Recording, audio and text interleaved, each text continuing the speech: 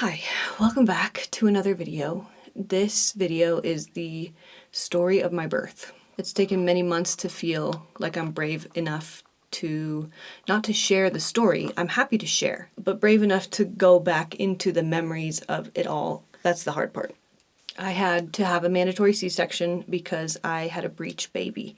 And in Colorado, you cannot have a vaginal delivery of a breech baby. I'm going to link right here to a video I made about finding out I was breech, doing everything that I could to try to flip the baby, the whole story, and then my thought process going into the C-section and where my head was at before the birth and everything. So if you're new here or just missed that video, go watch that probably before watching this one, just for some context. I have been a little bit afraid to make this video because there are so many different opinions on C-sections, and so many women have different experiences with C-sections. Some women choose to have C-sections for a plethora of reasons. Just because you had a positive C-section experience doesn't mean that my C-section had to have been positive too. And just because my C-section was traumatic for me does not mean that it was harder than yours. And just because my C-section was hard doesn't mean that yours can't be beautiful. I'm not trying to compete, I'm just trying to tell a story, okay? If you're new here, I had a missed miscarriage before this pregnancy that was very devastating. I think I had lost the baby actually around 8 or 9 weeks, but I carried all the way until 13 and a half weeks when I miscarried. I miscarried with Barron at a motel with no support. It was super intense, and I learned through that process that miscarriage is actually really, really common, but I didn't know that because nobody talks about it. I made a video about it, about the miscarriage. I'll link to that here as well. I wanted to be a voice for the women who, like me, were looking for any information, anyone else's experience. And that's very similar to why I want to make this video. People don't talk about it. But in this case, with my C-section, I couldn't talk about it for months. It made me sweat. It made me nauseous.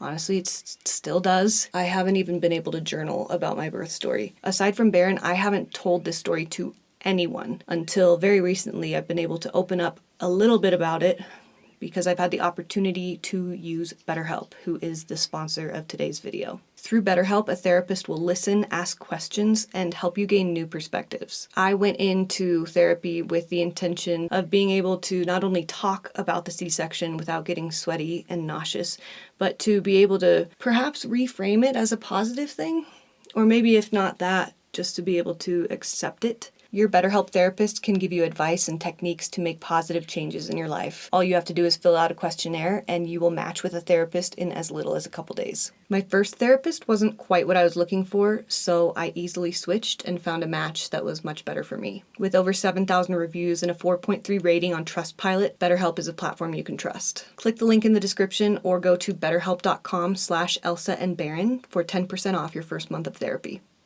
Okay, it is both hot in here and I am a little bit nervous to share this story, but here we go. Odie was a breech baby. She was a frank breech. She had one leg up, one leg down, so we had to schedule a C-section for her. It was around 36 weeks that we went to do the ECV to try to manually rotate her at the hospital. That was the first time we met the OB who was going to do the C-section. She was scheduled for Valentine's Day, February 14th, which was fine, cute. I was feeling a little weird that she wasn't going to be able to choose her own birthday. I was convinced that naturally she would go beyond 40 weeks because she was my first baby, but just surrendering really felt like I didn't have a choice. On the morning of February 10th at 12:30 a.m., my water broke. I was able to catch all of it. There was no spill. It was pretty simple. But I didn't tell Barron that it had happened for 2 hours because I wasn't totally convinced that that's what had happened. I did finally wake him up, and he was up, ready to go. We called the hospital to let them know that we were coming in, and my OB that I had recently met was not going to be on the floor that day, so we knew that he was not going to be doing the C-section. I was definitely not in a hurry to go. I knew that labor takes quite a long time, and I had just started. I was just in the early phases.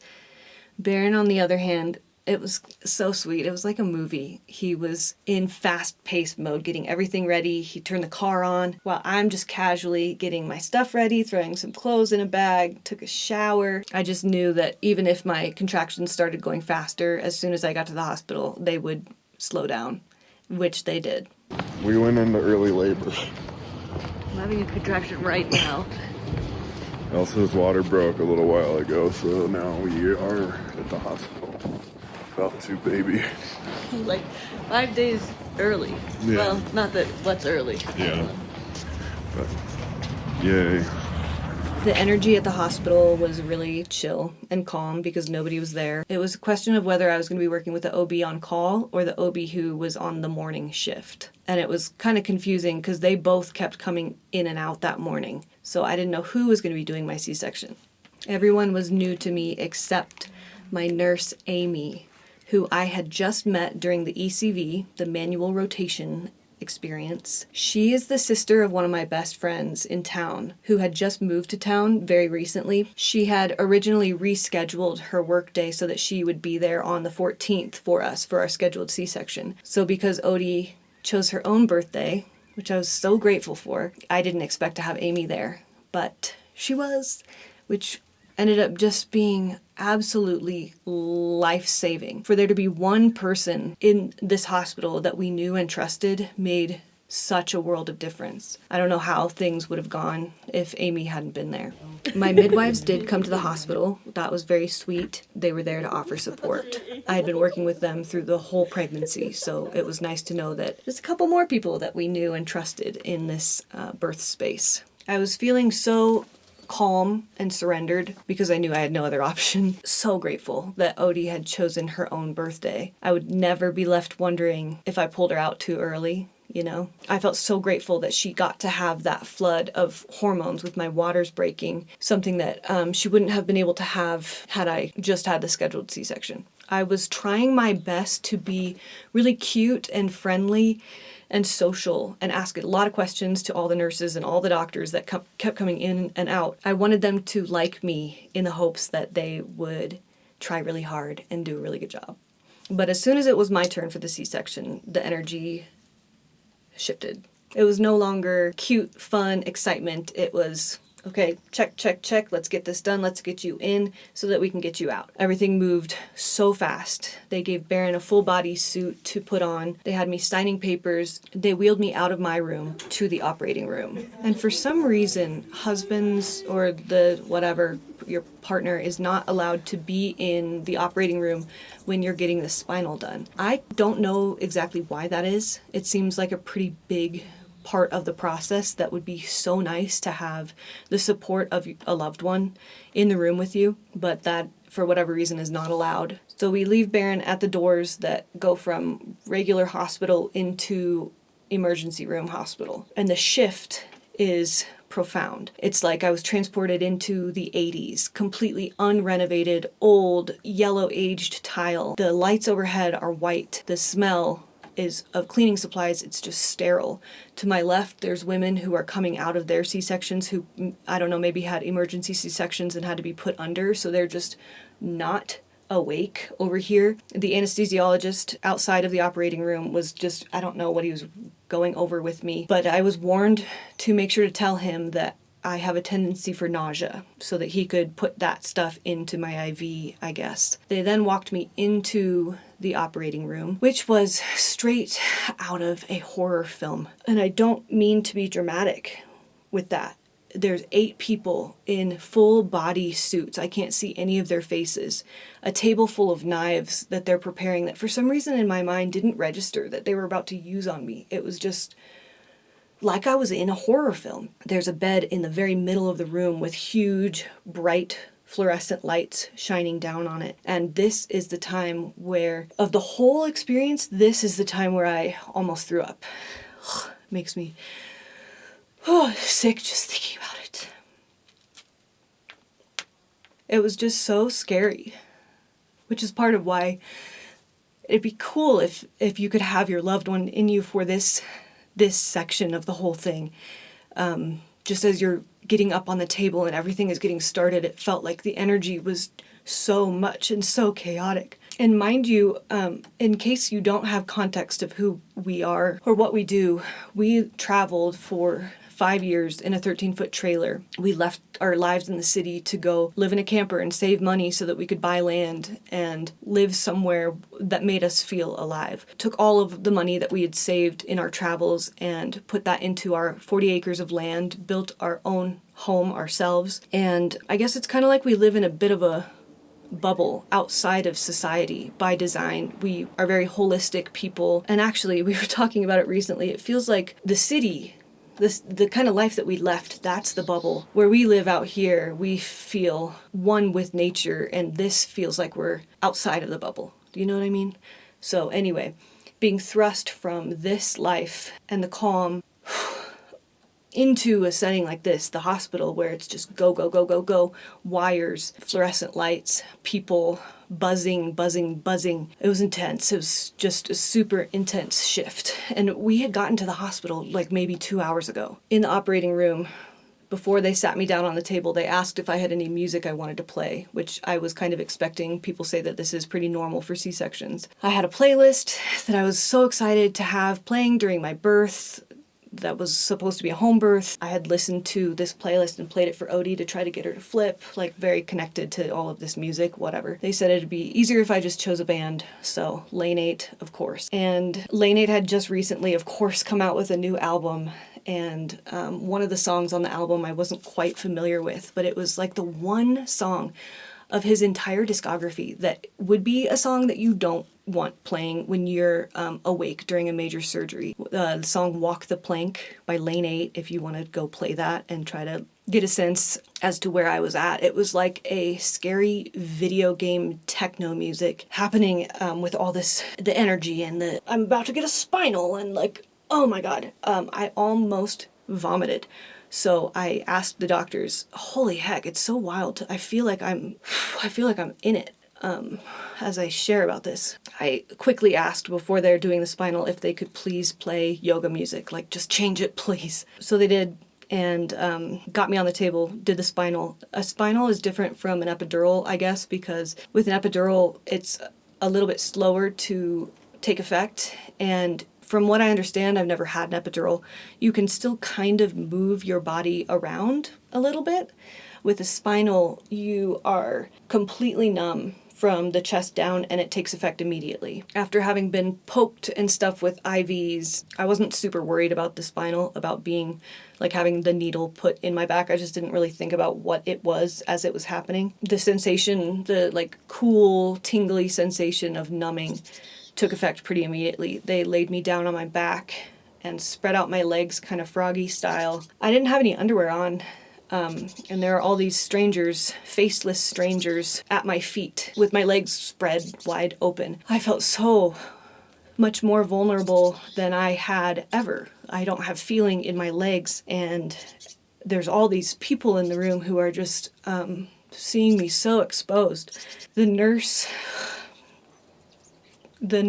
who was doing my catheter was training, of course. So she was struggling to do my catheter, ended up having to have some help. My arms were strapped out to my sides like this. I don't know why. Eventually, what felt like a lifetime, Amy and Barron finally came in. They had the curtain over top so I couldn't see anything. The doctors came in shortly after that, introduced themselves. I happened to have both of those OBs, the OB on call and the OB on the morning shift, which I guess in hindsight was nice. You know, I have two doctors who've done plenty of C-sections doing my C-section. Barron was up here at my head. I didn't feel anything except a really intense pressure right here that I guess was them pushing my organs and the baby down out of the incision. I think it took only about 5 minutes before they pulled the curtain down so that I could see through it and held up the baby. My first thought was, that's me. And then I looked at Barron and it's like, oh my God, this is the first time where this actually does feel real. And you know, I didn't really labor, so it's like, oh, okay, there's a baby here. Okay. It felt so surreal. And then not even 15 seconds later, the OB said, okay, your cord's white, we're gonna cut it now. So absolutely no delayed cord clamping. I heard her cry and had Barron go over to be with the baby. Thought everything was unfolding fine. Now, during this hugely monumental moment for me, having my first baby, I felt like a lab rat. I felt like a used car in for repair. The doctors are having a conversation to themselves. Nobody is letting me know what's going on. I can't see anyone unless I move a little bit of the curtain out of the way. Then I can kind of see a little bit of the nurses and the baby up on the counter. But to do that, I have to see also this huge pump of my blood that's being pumped out of me. There was no one holding my hand. There was no one guiding me. It was like the emotional empathy didn't exist in the hospital to begin with, but then in the operating room to an amplified extent. Everyone around me was acting like it was just a normal day, as my guts were just out on the table. Several minutes go by. I'm not hearing anything. I'm not hearing the baby. Nobody's talking to me. The anesthesiologist told me that everything is fine, but it had been several minutes and the baby was supposed to, they'd do a few things with her and then bring her to me and let me have skin to skin time immediately. This wasn't happening. So I knew that something was going on. He came over and he told me that she is having trouble breathing. Her blood oxygen is low, but they're doing what they can to figure things out. I hear Amy is on the phone with somebody calling the NICU, and I'm just laying here getting moved around as they're stitching me back up, putting all my body parts back in, just having no idea what is going on, having to be in full surrender. Eventually, Amy came and held Odie up to my cheek. We were cheek to cheek. That was the first time I got to touch her. And Amy apologized because I couldn't hold her. They had to take her to keep clearing her lungs. So I told Barron to go with them, and I laid there by myself in this room full of people who acted like I wasn't there. It was godless. It was like God was not in the room. Completely soulless. A complete lack of any ceremonial shift from maiden to mother. Dead energy. Eventually the doctors came to my side. Their face masks and aprons were covered in blood. And as they moved my body from one table to the next table, I just am staring at the ceiling where I see my splattering of blood. Okay, I went to go take a little break and then ended up not being able to come back in here and film until the next day, which is this morning. The weight on my shoulders in making this video is really wildly intense. In the world of C-sections being common and normal, this was really hard for me. I don't mean to be dramatic, it was just my experience. So anyway, let's keep going, I guess. As I was being wheeled away from the operating room back to the delivery room, it had been almost an hour that I'd been separated from my new baby, which is the farthest thing from what I had anticipated and hoped for in a birth. And I think that separation from her played a pretty big part in how I was postpartum. Back in the delivery room, the baby was there in her box that they keep babies in, and she was totally fine. They said that she'd thrown up a few times because they think that she swallowed amniotic fluid on her way out. And I thought, that seems pretty normal, right? Like, why didn't anybody just explain that to me? I don't know, I can't really make sense of it. Maybe to keep the mother from panicking is why they don't communicate at all. Amy brought her to me to breastfeed. It was the first time that I was getting to hold her. And this was supposed to be the golden hour, I guess. Doctors in and out of the room still. She was covered in wires and tape. I was covered in wires. It felt more like I was in the Matrix than anything. I was so physically numb from the surgery, like half my body I couldn't feel. And I don't know how many different medications, and I don't know what the medications were that I was on for the C-section, but I was just pretty void of emotion entirely, completely numb. Amy was so helpful in teaching me to breastfeed, though. I don't know what I would have done without Amy. She showed me different positions and different holds to breastfeed her. From what I remember, she latched pretty all right in the hospital. My face has been so itchy, and even just the slightest movements make the rest of my body really itchy. crushing it. You're crushing it. We're crushing it. Something that's really important after a C-section is you're supposed to get up and walk. So as soon as I could feel my feet and my legs, I got up, went to the bathroom. You're also supposed to be able to pee after a C-section, just to make sure everything is flowing correctly and everything is put back together right. I could walk, but I couldn't pee. I needed to, but I just couldn't. It just wouldn't function. I think it was at the 10-hour mark that they would put in another catheter, and then I'd have to start the process all over again. And I did not want that. So I tried my best to just sit in the bathroom and get as much urine out as I could. And a way that I found helped me, for anybody who needs a little tip, is standing and then sitting back down. Then I could get a little out, stand, sit, get a little out. So at like 8 hours post C-section, I was in the bathroom for a couple hours doing squats over the toilet. Odie did not feel like our baby while we were at the hospital. It felt like we needed permission to touch her and pick her up and hold her.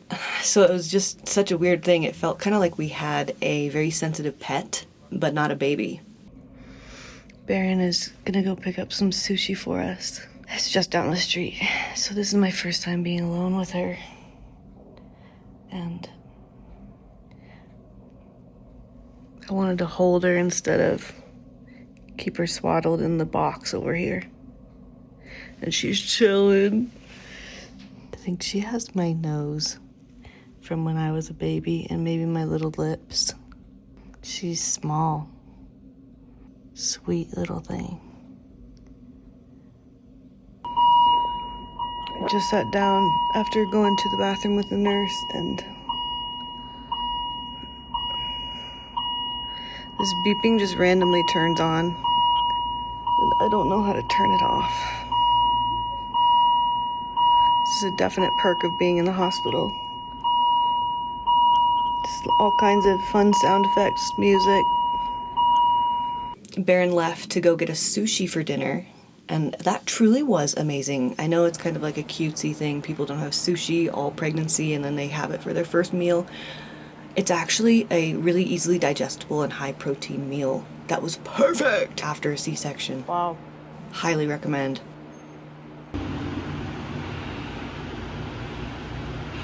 Si Piguera.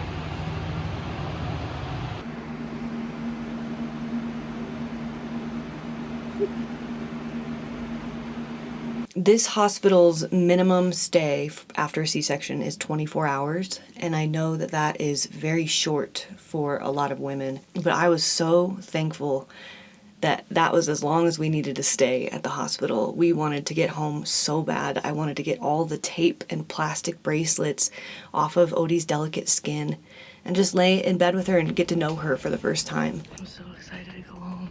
We picked up my medication on the way home from the hospital. They had prescribed me ibuprofen and hydro, but I only stayed on the hydro for 3 days. It made me so jittery, so constipated. I hated the way that I felt on it. So I switched to rotations of ibuprofen and Tylenol every 3 to 4 hours. I think I took the ibuprofen and Tylenol for 2 weeks before I felt like I could stop taking it. Breastfeeding at home was very tricky and very challenging. We didn't have any in-person support, but thankfully there's YouTube, and thankfully Barron is amazing. He studied very hard, trying to learn different ways and techniques for me to breastfeed and get the latch down. I didn't even realize that she wasn't latching. I thought that because she was on my boob that she was getting milk, but that's not how it works. They have to actually fully latch. My milk was coming in like it does, and so I had a ton of milk, but she just wasn't drinking it. So we ended up feeding her with a syringe for the first few days until putting that milk into a bottle as I did learn the latch. And man, the early days of breastfeeding are so wild. I had to have such a system, all my supplies, pillows and everything ready to breastfeed her. And she has to stay on the boob for 30 to 45 minutes at a time. Now, I just hold her. She feeds for like 5 minutes. It's such a different ball game now. But in the beginning, it was very intense. In that first week of very intense hormonal shift postpartum, I was having terrible nightmares, C-section nightmares. I would jolt up in my sleep, unable to breathe, in fear that I was still in surgery. I was so numb physically and emotionally after the C-section that I didn't fully bond with Odie for 4 to 6 to maybe even 8 weeks. I was very happy, of course, to have her, and there was a lot of joy in having a baby and everything. I just wasn't here enough to, I don't even have words for it. Nothing felt real. I suppose I was kind of in shock, maybe.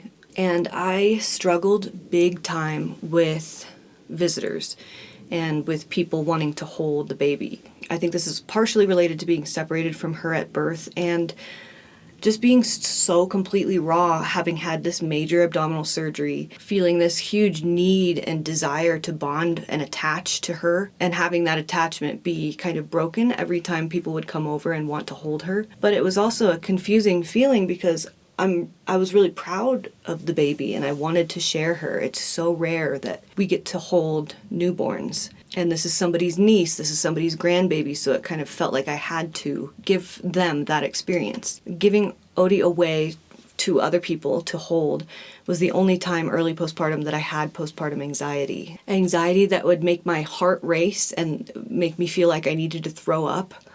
It was so weird.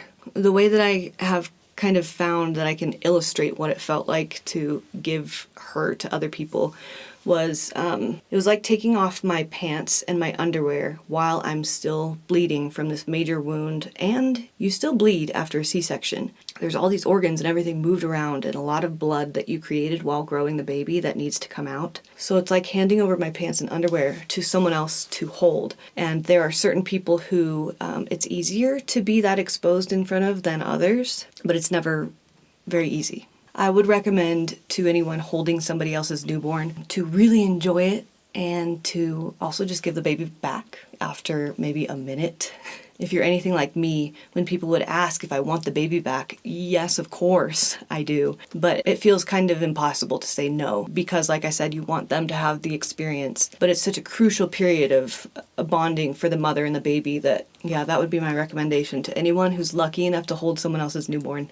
Love it and enjoy it and then give it back. For the first 4 months, I wasn't able to go back through any of these memories because it just made me too sick. I've been really taking care to go through this and not let this just sit dormant in me, but actually process it and, yeah, be able to accept it. I've done acupuncture, which has been very helpful to help me break up the scar tissue. One day at a time, I'll journal just a little bit of the birth story. And yeah, talk therapy has been extremely helpful for me. I'm still coming to terms with the whole thing and trying to remind myself that I'm very thankful that through this trauma, it brought me life. It brought me my daughter, who I would go through this again and again and again for. Birth, no matter how it goes, is not easy. There is no easy way out. I think the challenges in pregnancy prepare you for the challenges of birth, which prepare you for the challenges of motherhood. And I'm grateful for the opportunity to really push myself into self-sacrifice and surrender for my child. This was my intention going into having a baby altogether. I was ready to put myself aside and live my life for someone else and gain all of the lessons that come with that.